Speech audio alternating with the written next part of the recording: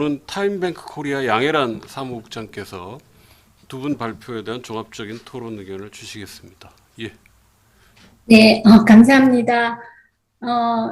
저는 저도 뭐 제가 공부를 하는 사람이 아니고 현장에 있는 사람으로서, 그리고 이제 타임뱅크라는 게 민간 운동으로 저희들이 뭐 법인은 2017년도 설립했지만 한국에는 2005년도부터 현장이 계속 지속되고 있습니다.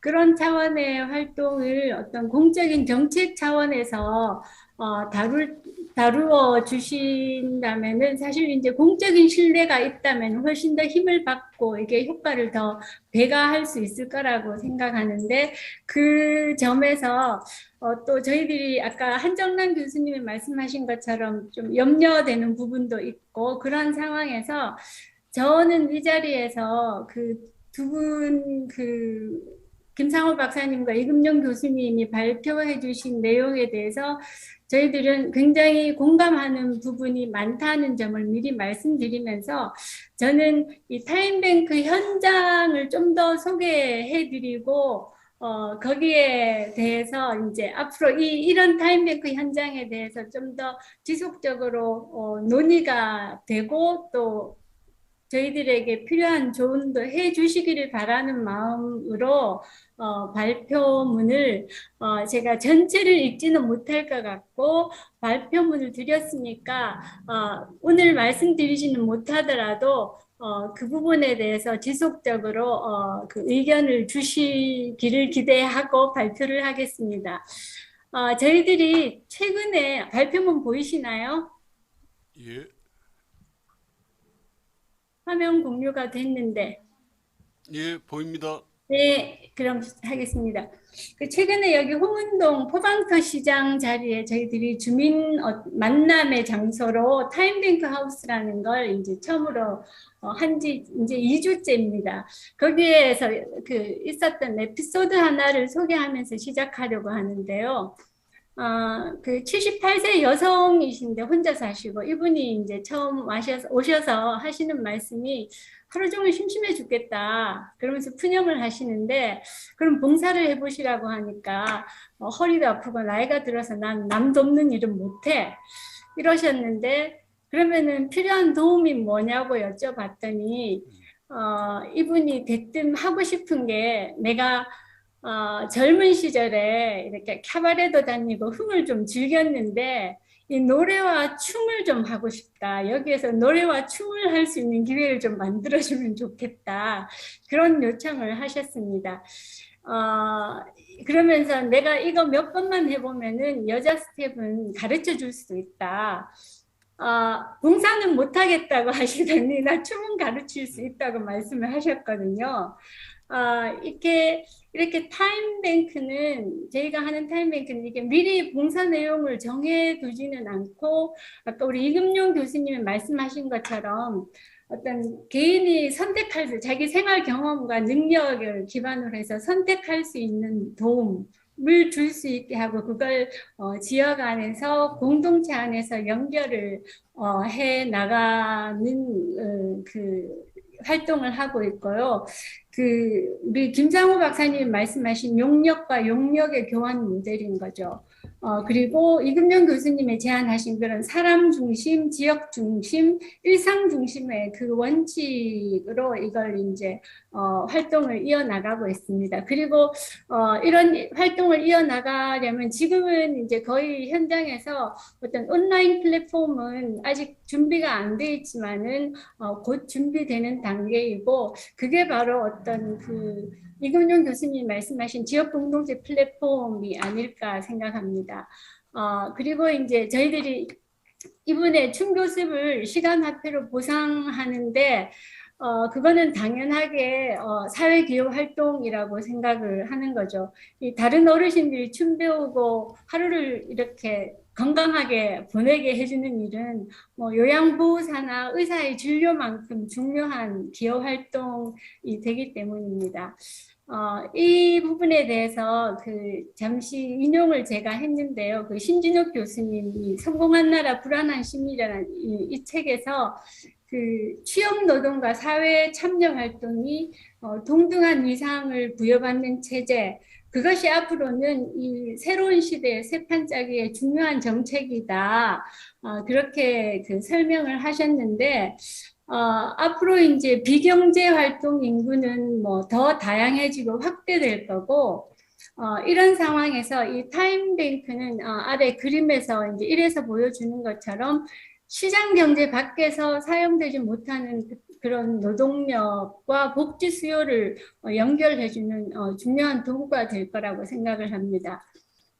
제가 타임뱅크를 여기에서 설명을 굳이 안 드려도 될 것 같습니다. 그래서 이 부분은 넘어가고 그 그림 2에서 보여주는 것처럼 그 타임뱅크는 이 타임뱅크 효과로 이 수평적이면서 양방향적인 도움 주기가 가능해서 도움 순환이 이루어지는 것이다 하는 걸 좀 강조를 해드리면서 이렇게 도움 순환이 이루어지다 보니까 그로 인해 생겨나는 효과 중에서 그 특징이 기존에 받기만 하던 수혜자, 소위 수혜자라는 노인이나 장애인 뭐 대표적이죠.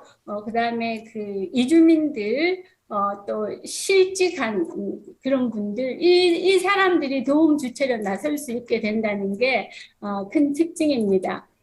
몇 가지 사례를 좀 말씀드리고 싶은데, 영국의 그 대표적인 타임뱅크 기관 템포가 2021년도에 그 보고한 거에 따르면, 이번 2021년도에서는 굉장히 이제 특징적으로 그 영국의 대표 자원봉사 기관이죠. NCVO의 자원봉사들하고 타임뱅크 봉사들의 인구 구성비를 비교해 놓은 통계가 있습니다. 거기 보면은 이런 그 타임뱅크 봉사에 오는 사람들의 인구 구성과 일반 자원봉사에 오는 인구 구성에서 이런 큰 차이가 난다는 거 나중에 한번 읽어보시고 그 자료도 얼마든지 웹사이트에서 찾을 수 있습니다. 이렇게 봤을 때 이 타임뱅크는 기존 자원봉사 운동이나 복지 사회 서비스에서 와는 다르게 새로운 차원에서 그 영역을 확대하고 시장 경제에 배제된 사회 소외계층이 다시 사회 안으로 통합될 수 있는 그런 포용될 수 있는 시스템이라는 것을 보여주고 있습니다. 또한 이런 영국은 다소 민간 차원에서 물론 정부 시스템과 결합되어 있지만은 정부가 주도적으로 타임뱅크를 하고 있는 대표 사례가 중국입니다. 중국이 한국하고 비슷한 시기에 도입되어서 난징시와 상하이에서 지속되다가 최근에 올해부터 베이징시에서도 이제 전격적으로 실시를 하겠다고 발표를 하고 6월부터 이제 착수를 했습니다. 그 타임뱅크를 정부가 하는 대표적인 이유가 고령화, 중국의 한자녀 정책이 한 70년 지속되면서 지금은 이제 청년 1명이 노인 4명을 부양해야 하는 시대가 되니까 이게 타임뱅크 뭔가 이제 대응책이 필요했던 거고 돌봄 인력이 이제 이미 부족한 상황에 있는 거죠. 그래서 타임뱅크가 풀뿌리 운동으로 성장하기를 기다리지는 못하고 정부가 나서서 막 도입을 서두르고 있는 것 같습니다. 여기에서 중국에서 핵심 방향은 노인 돌봄 분야에서 일어나고 있습니다. 이게 좀 더 젊거나 건강한 노인이 더 늙은 노인을 돌보고 그 시간을 저축하고 나중에 본인에게 필요한 도움을 받거나 뭐 요양원, 입소 이럴 때 혜택을 보게 해주고 있습니다. 이 연구는 중국에서는 지금 그 베이징 대학의 인구연구소에서 중심이 되어서 추진을 하고 있고 제가 말씀드린 중국 내용은 이 연구 보고서에서 나와 있는 내용입니다. 그리고 이제 한국에서 실시됐던 것도 그 역사를 보면 노노케어라는 개념이 2005년도 이때는 없었습니다. 없었을 때 노노케어라는 으로 그 구미의 해평면에서 어르신들이 좀 더 젊은 어르신들이 좀 더 나이 드신 어른들을 돕는 걸로 시작을 했었고 이제 20년 정도 시간이 흐르면서 지금은 그런 노노케어 모델뿐 아니라 로컬 푸드나 시니어 클럽의 공공복지 전체에 또 사회적 기업하고도 결합을 해서 이 타임뱅크가 이제 상당히 진화된 모습을 보여주고 있습니다. 특히 이제 최근에 사랑방이라는 걸, 네 개의 사랑방을 만들어서 여기에는 이제 헐몸 어르신들이 서로 돌봄을 하면서 시간을 보내는 곳인데요. 뭐 병원 동행도 하시고 말벗 봉사도 하시고 하는데 제가 여기에 이제 거기 여기에서 코디네이터 하는 좀 젊은 어르신이죠. 좀 젊은 어르신이지만 70대이십니다. 이분하고 인터뷰했던 내용을 제가 좀 인용을 해놨는데 여기 보면은 여기 오신 어른들이 굉장히 자기 관리를 잘 하신다. 여기 오시게 되면서 여기 사랑방에 출근하면서 뭐 얼굴도 좀 다듬고 오고 이러면서 자기 관리를 잘 하게 되고 또 그러면서 의식에 대한 의식의 변화도 일어나더라. 서로 뭐 한번 해보자 하는 자긍심, 자존감까지 같이 올라가는 그런 효과가 있다 하는 인터뷰 내용을 말씀하셔서 제가 인용을 해두었습니다. 이렇게 이제 그 노인 돌봄으로 타임뱅크가 이루어지는 것이 춘천시에서 그 50, 60세대를 위한 지혜의 숲이라는 재단이 있는데요. 여기에서도 지금 타임뱅크를 시작하고 있습니다. 여기 이제 사진이 그 구미에서 시작하신 그 요나단 신부님과 그 현장 사진 보여드렸고요. 이렇게 봤을 때 이제 그 보상의 문제, 이게 시장 경제에서 임금 노동을 하는 것만 노동으로 규정하는 게 아니라 사회적 가치를 생산하는 일체 일에 대해서도 이 노동으로 규정하는 것이 필요하다는 이제 인식에 이르게 돼 있는데 그래서 아까 김상호 박사님도 용역 대 용역, 용역이라는 게 그게 결국은 노동이라는 것이고 그러면은 이것이 이 사회적 가치를 생산하는 이 노동이 보상 방식이 시장 경제 방식으로밖에 안 되는가? 사실 그렇게 되었을 때 위험한 거는 돌봄 노동은 여전히 싸구려 노동으로 취급될 거고 순수한 가치, 거기에는 봉사라는 도움이라는 것이 있는데 그 순수한 가치도 훼손당하게 될 것이다. 그래서 그런 위험을 피하면서 보상할 방법이 무엇인가 해서 타임뱅크는 시간화폐로 보상하는 방식을 택하게 되었습니다. 이 시간은 누구에게나 평등하니까요.